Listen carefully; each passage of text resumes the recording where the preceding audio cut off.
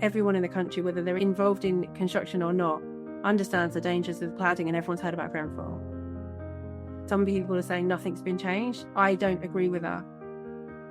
There's always rush to get on site. An extra week on the front end can save you months on the back end. If you are starting a project and you're desperate for cash, there's a problem. Sometimes it's about ego, sometimes it's about saving face.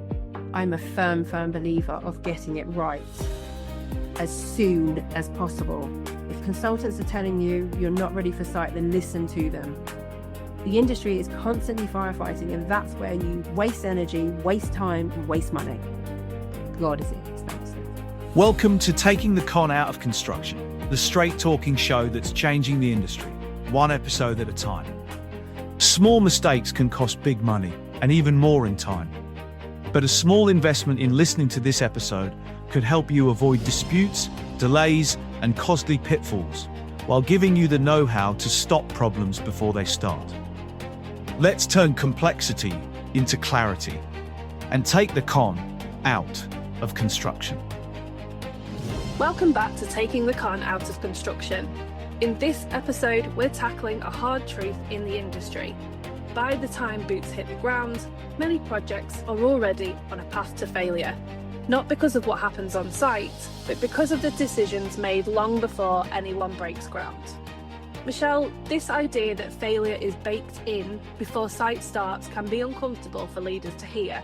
Can you walk us through the early stage decisions that most commonly introduce risk, why they're rarely challenged, and how experienced organisations spot and address these issues before they become irreversible? One thing I've never ever understood in construction, and don't get me wrong, I've gone along with the rush and I've been distracted by it myself, is the speed on which people want to get on site. And I don't know whether it's because it's such a male-dominated industry or it's just the way that it's always been done, but there's always rush to get on site. I don't understand the point in that, because once you've started site, that's when things start to get expensive. The amount of times that I've come onto projects, can I go and have a look at site? Look at me a bit dodgily. Yeah, you can go to site, you need to speak to this person, you go here, sign in, blah, blah, blah. And I've turned up at site and there's a site office, there's site toilets, there's full site setup, and you've got a site supervisor or a site manager or something sitting with his feet up watching Netflix because there is nobody on site. But you're paying for the health and safety guy to keep coming around even though there's no one on site. You're paying for all the toilets, the facilities, the welfare. They've even got drying rooms, the whole shebang, they're ready to go. The site office, you're paying for that and nobody's ready to go. I don't understand why people rush to site. Now, I get it that sometimes they want to do it because there's a drawdown or there's a fun facility or they just want to save face and look good. But I have said this more times than I can remember.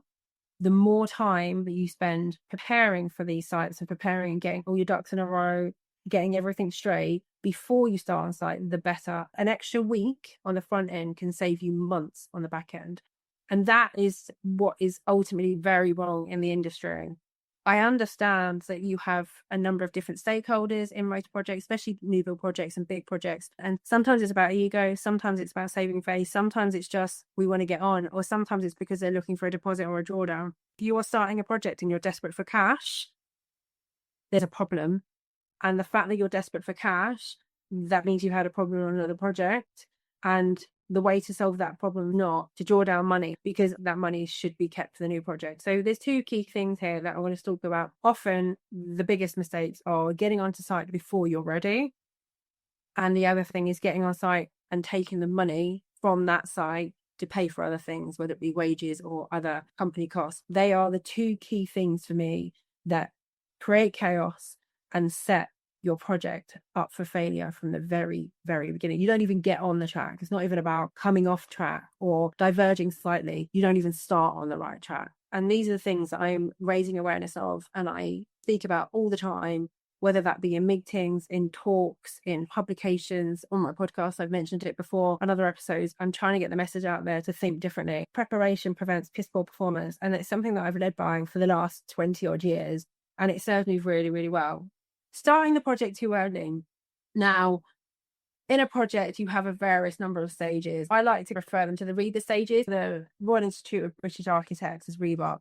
they have a number of different stages from concept through to handing over and as-built drawings. So you'll have the concept, which is the initial concept. We are building a block of 99 apartments, for example. That's your concept. And then it will develop. Now, I can't go into much detail because I'm not an architect, but I know roughly what happens. And then you've got your concept is stage 1. Not entirely sure on what stage 2 and 3 are, I'm going to be honest. But then you get to 4, which is pre-standardization, and 5 is taking the design on. And at some point, at other times, if you've got a project that's got the contractor's design portion, otherwise known as CDP, the architect will get to stage 4, sometimes stage 5, and then it's developed by the specialist. So, for example, if you've got a block of flats, the architect will say, we expect the flats to have X amount of toilets, X amount of sinks. We expect it to achieve certain codes. We expect it to have this amount of water. You'll then have an M&E designer, and they will take that to the next step. So they'll understand what pipe works you have. So the architect will say, we've got a void, or you've got a roof space, or there's a riser of this amount of size. And then you get someone else to make sure that they can fit all the bits and pieces, and they develop into the specialist areas. An architect is not going to design the pipe work system and the flow rates and all the mechanics of the building, so the mechanical and the electrical. They won't design that. That's down to a specialist. But they will have an over idea of how the building looks and how it's supposed to be performed and what the requirements are. If that design hasn't been properly coordinated with the structural engineer's design, for example, the architect will have, again, an overview of what they want, what the building looks like, the aesthetics, what the client's looking for. You'll then have the structural engineer, is that actually going to stand up? What foundations does that need? So on and so forth. Then you'll have an interior designer, and sometimes the architect does a lot of the interior design. Sometimes they're separate companies, and that is the real aesthetics. What colors you're having on the wall? What do the doors look like? What do the windows look like? So you'll have a set of requirements from the architect, because obviously with an architect, they've got to design its building regulations. They've got to cover environmental and sustainability standards. They have to make sure that it's fit for purpose and fire. They have the overall design, and then you've got all the different specialties. And obviously the bigger the project, the more consultants you have. Smaller projects like an extension or maybe a 3 or 4 bedroom house being new built, that can all be done by an architect. But I'm talking about huger projects, so 1 million plus. 9 to 9 properties is going to be 10 million plus, more likely. But on the bigger projects, you'll have more specific design. Obviously, the more complex the project, the more designers you have. But if, for example, you haven't got all of the designs, and I don't mean totally locked up so they know exactly how many screws and bolts and pipe work and all the rest of it, because that goes along the line and you've got time within the program to do that. But if you haven't coordinated and aligned your key components, so you've got architecture, structural design, M&E, and interior design, if you don't have all of those aligned, you're going to have problems. I've worked on projects where all of a sudden we're delivering, and then I've asked them, the interior designers, for some information on what they want to do. The project's supposed to be handed over in July, and they've come back to me saying, we don't have time allocated to design this until April. So my designs aren't coming till May, and they want it complete by July. Not a chance.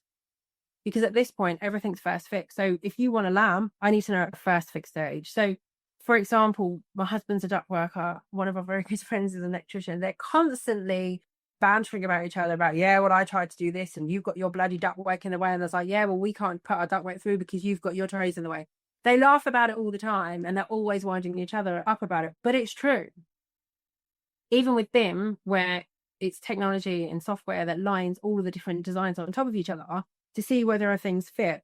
I've been on sites where those things might fit in theory, but the size of the people's hands that are supposed to put these things inside these spaces aren't big enough. And I worked on a modular site, and they had this specific pin system. You had the modules, and they create the building, the structure of the building. And then they had a cassette, which is a corridor cassette, that had these pins that connect them, that form the structure.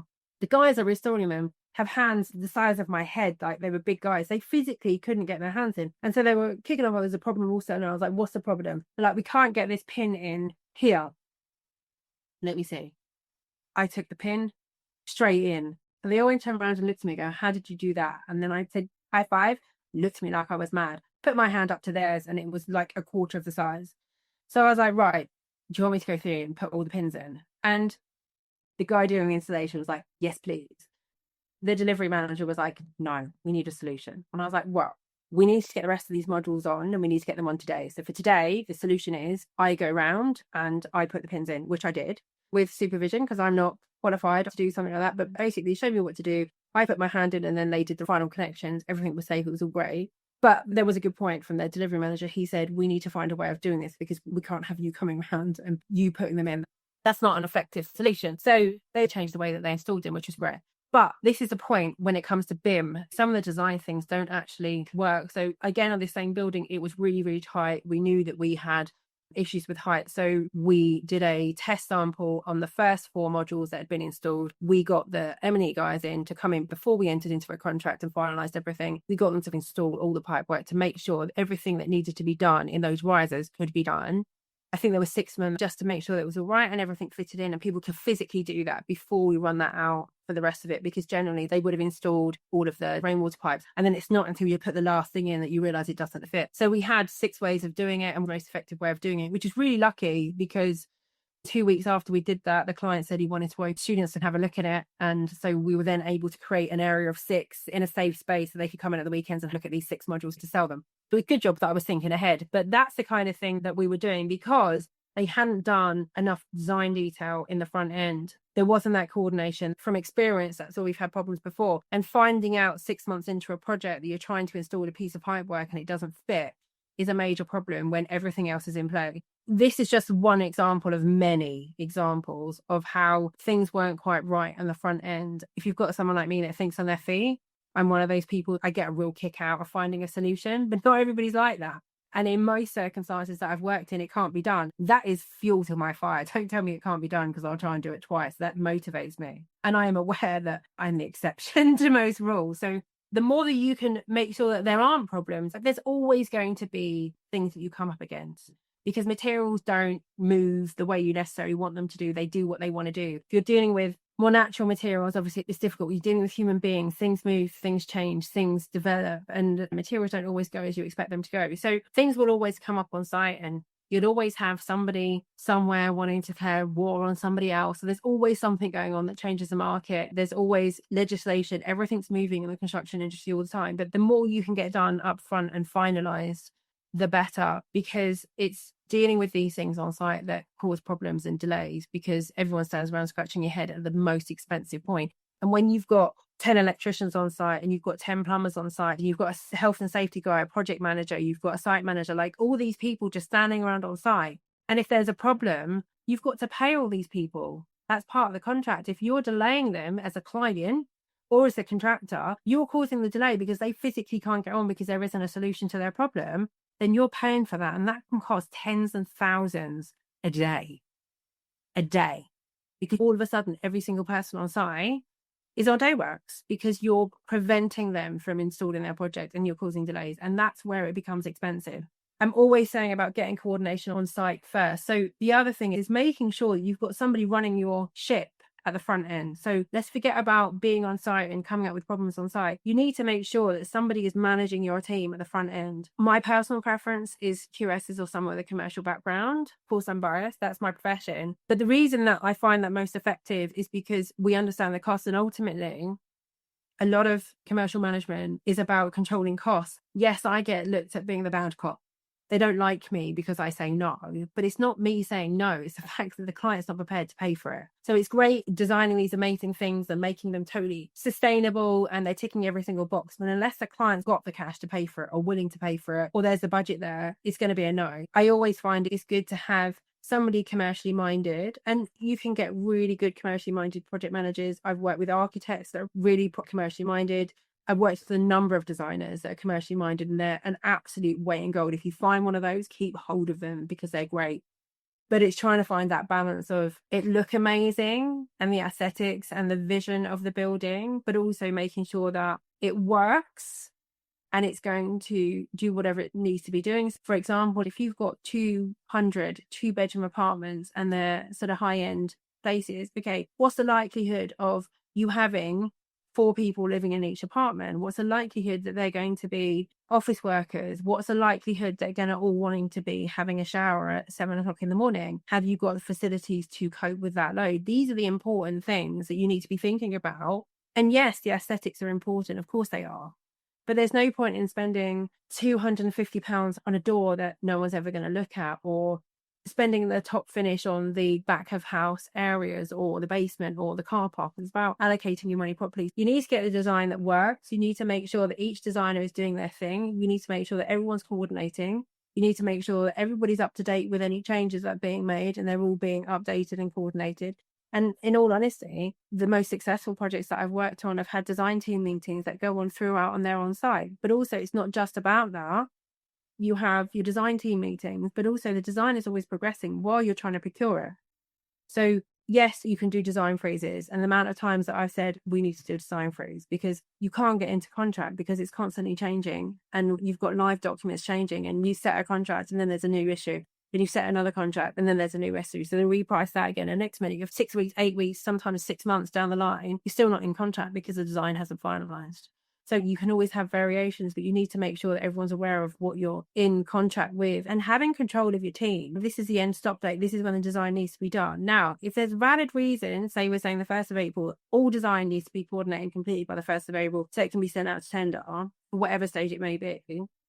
Okay, maybe we get to the 20th of March and we might need an extension for valid reason, but you need to be firm with that. Because what people don't understand with procurement is if everyone's all over the place at the beginning and the designs aren't coordinated and they're not firm, they're not all singing from the same song sheet, how is the team supposed to develop and deliver and make sure they're all on the same page? Because you've got all these different trades that all coordinate with one another. So yeah, you could have a mechanical and electrical contractor, but the likelihood is you might have one contractor, but they're going to have different teams. They could be different subcontractors. Very common to have both.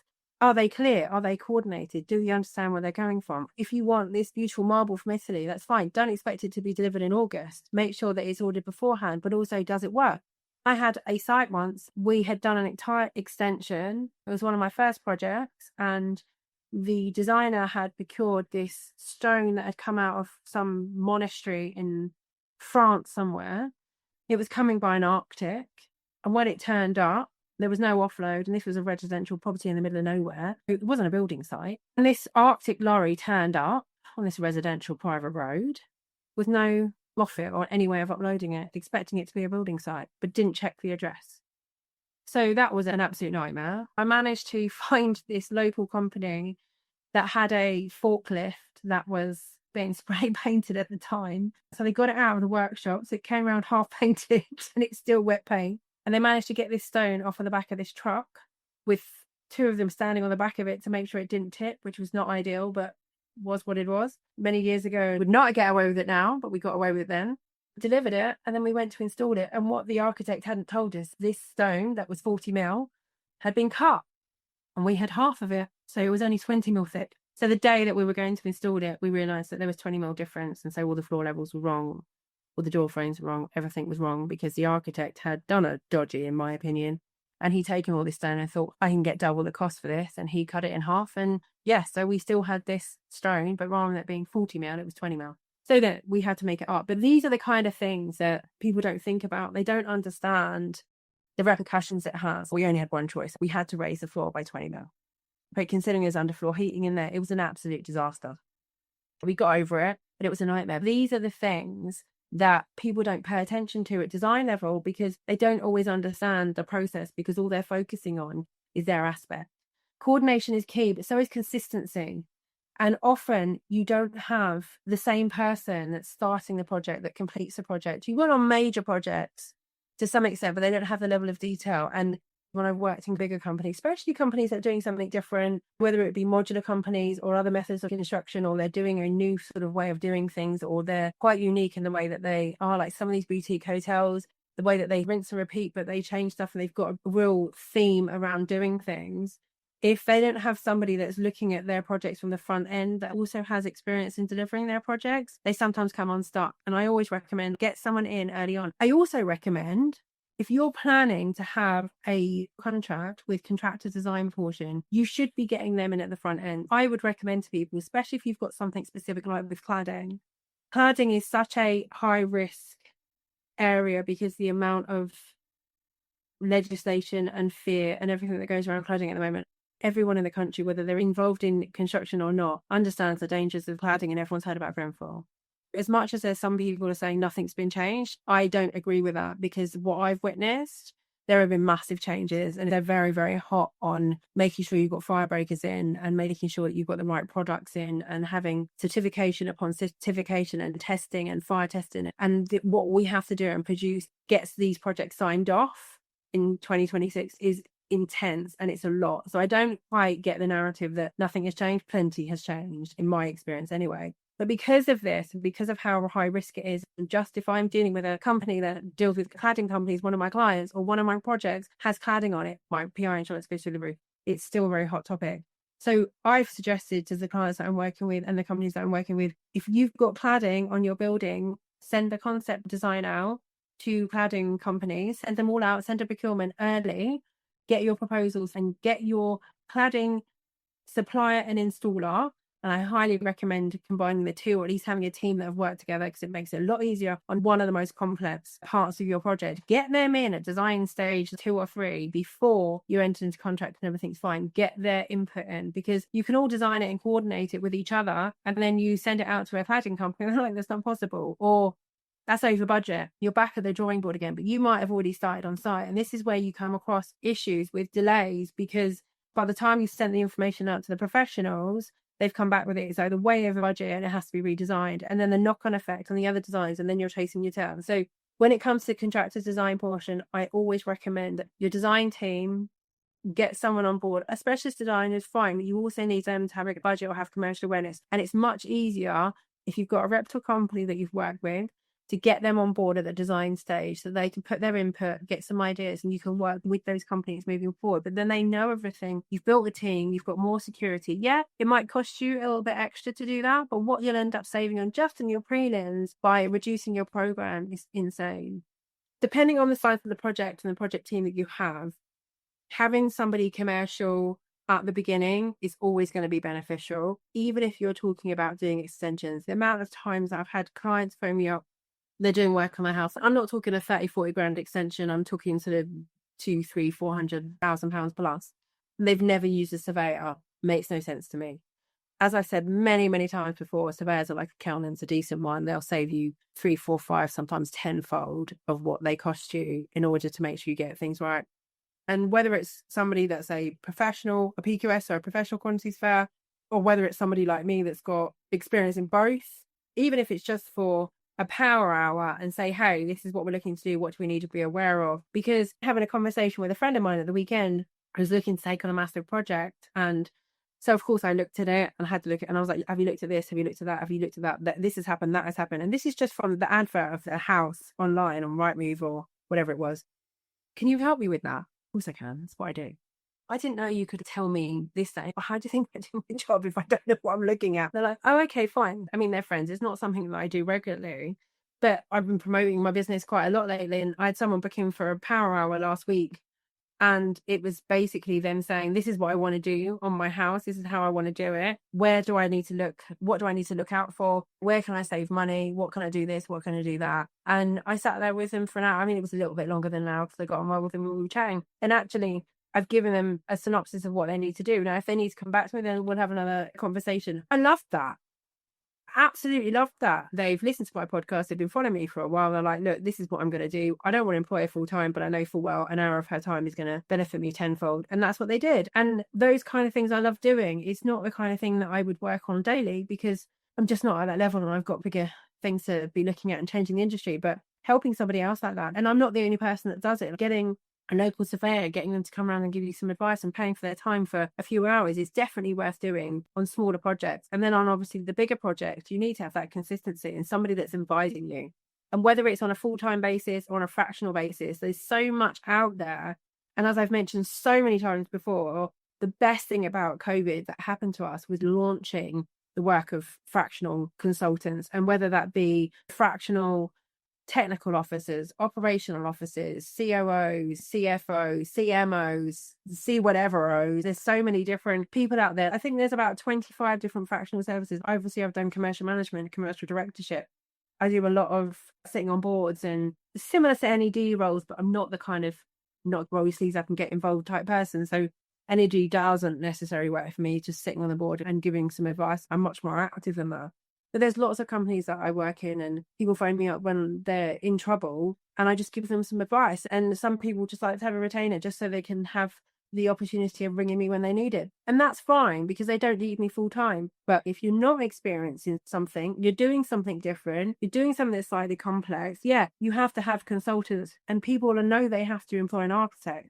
They know they have to employ a structural engineer. Well, they don't always know. They get told they have to do a structural engineer, but they don't necessarily know about the other facilities that are out there to manage their business or manage their projects. And there's so many consultants out there that will just work on a small amount of project or even just give you a day's worth of advice or an hour's worth of advice. There is no excuse now in 2026 not to go and get professional advice when you need it, because it's everywhere and in very fractional amounts. You don't have to employ a consultant on a PAYE contract to work for you full time just to get the advice that you need. You can employ someone on an hourly basis. And for me, prevention is far, far better than cure. It's a lot cheaper. We spoke about some of the work that I do over various other podcasts, and obviously I'm promoting the services I do generally. And what I'm really trying to get people to do and understand in the industry is lastminute.com does not work. It really doesn't. Not planning doesn't work. It does create issues, and getting things planned properly in the first place. And if things aren't right, do you know what? Stop. Let's stop. Let's put the program back. There's no point in starting and rushing to get on site, because all it's going to do is cost you money and cause you delays. Doesn't benefit you whatsoever. Even if you're getting drawdowns, just wait. If you can't wait a week because you're desperate for cash, you need to be looking at your business and sorting some problems and getting other forms of cash, whether that be a temporary loan or whatever. You need to have a look at why you're so desperate to get this project started. Because if it's ego, then you need to get that in check. Give your ego a slap in the face that's not going to do you any favors. If it's the fact that you're concerned about planning or hitting a deadline, don't get me wrong, if you've got a planning permission that's about to expire and you have to start the site by the 1st of January, then don't be starting site on 5th of January. Yeah, you need to start on site. I get that. But why are you leaving starting on site to the last day of a 3-year period that you've got from getting planning approval? And potentially there might be an extension. So all you have to do is look at any shopping centre on Christmas Eve and see how many men are running around like Kessler's chickens because they've left it to the last minute. Might be a bit of an issue between me and my husband, in case you haven't picked that up. These sayings that people come up with all the time, like the 5 Ps, and they're promoted everywhere, is because they work. And the more you plan and the more organised you are, the better things are. And I took this onto a whole new level when I gave birth to twins, because Jesus, getting 2 newborn babies out of the house at 8 o'clock or 9 o'clock in the morning, that was a skill, and that created planning. It's not so difficult now because they're 6, but trying to get things organised. Like if we're out early in the morning and there's a lot to be done, I have to prep the night before. Can't leave it to the morning we're about to leave, because it's just chaos, and kids create chaos. So my planning has improved. And I remember the first time I got out of the house at 8 o'clock in the morning with 2 newborns, I was like, yes. And I think I even posted it on Facebook. I'm out of the house, the 2 children were alive and I'm equipped and everything's fine. And it's 8:30 in the morning, because I think I had a doctor's appointment. Who gives a new twin mom a doctor's appointment at 9 o'clock in the morning? The point is, having a plan and contingency A, Bs and Cs is never an issue for me. And it's quick thinking and it saves time, because I know full well if plan A doesn't work, I've got B and C to back up, and sometimes down to Z to back up. And that's a switch. That's it. The plan's already in place, the quick switch, and you're not losing time, you're not losing money, and you're not using momentum. The last thing that I want to raise, which a lot of people probably aren't aware of, the momentum that shifts on site when it's constant problems. We've all had those days. We've woke up late, there wasn't enough hot water, we've had a cold shower. Next minute you get in the car and there's extra traffic, or you drop your coffee, or you spill toothpaste down your top and you're rushing. Next minute it's red light traffic, and it's just one of those disasters. How does that make you feel? Exhausted. When that's happening on site on a regular basis, everyone on site is, same shit, different day. They're demotivated, they're annoyed, they're upset, they're frustrated, because they're putting work in and then next minute they come up with a problem. So they're sitting around. And actually most trades on the site just want to get going. They want to do what they've got to do. They want to earn their money and they want to sod off home. That's what they're motivated to do. And when they come in and then they're sitting around twitching their thumb, most trades, not all trades obviously, but most trades sit there frustrated. They want to be working. They want to be earning money and they want to be getting moving. And the amount of time that they get frustrated because they go to do something and there's not a design issue and we've got to go back. Sometimes it's days or weeks. Or they try to start something and they can't do it. And then they've got to try to start something else. So demotivating. But then what happens is people lose their passion. They lose pride in their work because what's the point? It's frustrating. And the motivation on site just plummets. And then the production on site plummets. But then the quality on site plummets. And I don't think the design team necessarily understand that because they don't spend the time on site like I have. They don't understand. And keeping a site motivated is really hard. Don't get me wrong. It's not particularly difficult to get guys around. Bring a load of donuts or some bacon rolls and people are back on their feet. Shutting the site down on Friday again. Do you know what, guys? Go and enjoy the weekend. Have a nice weekend. Just go. Ultimately, no one's going to do anything anyway. And yeah, some people think I'm ludicrous when I've shut a site at 2:00 on a Friday. They're wound down anyway. Nothing's getting done. And if people think that work is getting done at 3 or 4 o'clock on a Friday afternoon, then you've got a rare gem. There are some incredible companies that I've worked with that are still cracking on at 5 o'clock on a Friday because they want to get done and they're proud of their work. But majority of the site, at least 70% of them on a Friday have wound down to turn and go, right, that's it. We're shutting the site at 2:00 today. Have a nice weekend. The motivation of that, you're not going to get any less productivity because those last 2 hours is zero productivity anyway. But actually the productivity you're going to get on a Monday morning, the motivation you're going to get on the Monday morning and how everyone is raring to go on the Monday morning rather than rocking in at 9 o'clock or 10 o'clock or having 3 coffee breaks and 5 fab breaks and actually starting work at 11 o'clock is insane because they go home on a Friday, they have a great weekend and they're motivated because they feel like they've been valued, they've got what they want and they come in and they're raring to go at 7 o'clock on a Monday morning. You'll end up getting more productivity that way. So these are things that I will do and it all depends on the team. Like I'm talking very generically, not everyone's like that, but you can suss people out. There's not that many archetypes on a building site and how you motivate them are different. But the point is, I wouldn't have to do that if everything on the front end had been done properly as much as you can. You can't design everything for every circumstance. We'd never start a site. So you have to find the happy medium, being realistic and getting the specialists on board for their design portion, making sure that what you're designing is realistic, making sure you've got the budget for it, the client's got the funds for it, and you've got many of those boxes ticked before you start putting on site. Don't get me wrong, you can't have everything aligned before you start. That would be ludicrous. Especially when you've got a year, 18 months, 2 year, 3 year project. Of course, you're not going to have everything designed up front. You need to make sure that you've got enough designed and coordinated up front, but it's not going to get to the point that you've got all the groundworks done, you've got all the drainage done, and all of a sudden the interior designers a year later change the layout of the building. It's not going to happen because the concrete's done and you've only got a number of options. So it's just understanding the life cycle of a development, what you need and when, what can be changed post groundworks, what can be changed post frame, and what are the worst case scenarios, what things need to be dealt with up front. Make sure you've got the right people around the table early enough. Too many obviously makes it complicated, but having the right people around the table at the initial design stages so each one of your key boxes are ticked and you've got someone that's representing you properly. Sometimes it needs to be a total external person that comes in that works on behalf of the client and comes in and sees a different view that isn't necessary in the mix of it and spots the gaps where somebody else can't. And this is probably my biggest skill set and the biggest part of my USP is my ability to go in, have a look at an overview, look at things slightly different and spot the gaps in any part of a construction project. Where are the gaps and where's the risk? What are you missing? What have you not done? What have you not coordinated? Where are you? And this is why I've developed some of the products that I've done and doing what I'm doing in the industry, because I've got this unique skill set that comes in and goes, right, you're missing this, you're missing that. This is amazing. This isn't quite right. Tweak this, tweak that. And off you go on your merry way.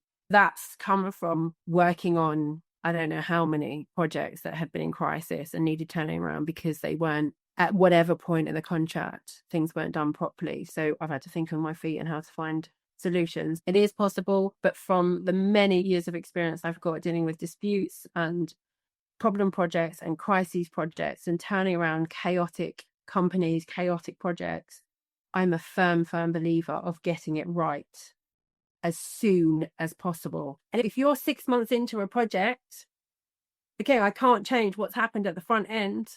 No, of course I can't. But it doesn't mean that you can't turn things around. I've turned projects around 6 weeks before they're due to be handed over. It's not easy. And that's really stressful and expensive and it's really hard work. And I don't take many of those on. However, I can in certain circumstances. But as soon as you get somebody in, and whether that's me or another consultant, the easier it is and the better it is and the more time it saves and ultimately the more money. Even if you have started site and you think things aren't quite right, now's the time to make that decision, make that phone call, get that person in and get that problem resolved but get them to look at the rest of the project and say, right, what else is there? Rather than constantly firefighting. The industry is constantly firefighting, and that's where you waste energy, waste time, waste money. And that's the biggest thing that I'm trying to do in the industry at the moment, and getting that message out there is another way. Let's do more planning. Let's stop. The amount of times I said to people, right, we need to stop. Oh, don't say that. They'll sack you if you tell them to stop on site. Fine, sack me, because I can't deliver a project that's in chaos in the way they want it. So if they want it on time and in budget, they need to stop right now, and you just need to wait. Get things clarified, because you're pushing the guys on site, you haven't even got the design. You're pushing them to do something that they're just going to have to rectify. And as I said before, that doesn't just cost time and program, it demotivates you. And the compounding effect of that is awful. And just giving people a break, and it's a worst case scenario, let's stop on site, let's get ourselves together, let's get our grip, let's get our focus, let's get clarity, let's figure out what we're doing, and then stop, and then let's go gone home in a week or two. And sometimes that stop is exactly what our project needs, and it will make that week up tenfold. Really trying to get the message out that the more preparation you do, the more planning you do not rush on site. If your consultants are telling you you're not ready for site, then listen to them. It shocks me how many clients, how many contractors, how many developers employ consultants and then don't listen to them. It seems like absolute madness when you've got very good consultants that you're paying very good money for and you don't listen to them. And then all of a sudden, next minute, you get the phone call, you've got the meeting or the email. They haven't listened to you, and they expect you to figure out their problems. Yes, of course we can do it, and most of us do, but it becomes demotivating, it takes longer, and God, is it expensive.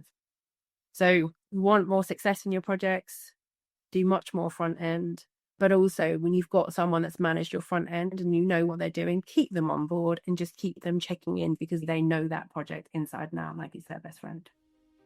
Michelle, that really highlights how much influence the early stages have on the final outcome.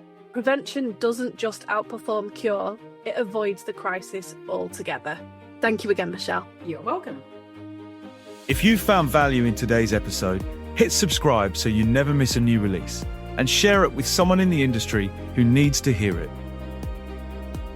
To learn more, access resources, or find out how Michelle Carr and Construction Alchemy can help you protect your projects, solve problems, and boost your profits, visit constructionalchemy.co.uk. Together, we can change the industry, one project, one company, and one episode at a time.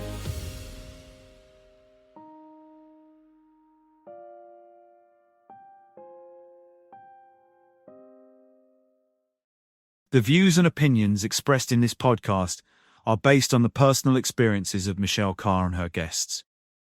They are for general information only and should not be relied upon as professional or legal advice.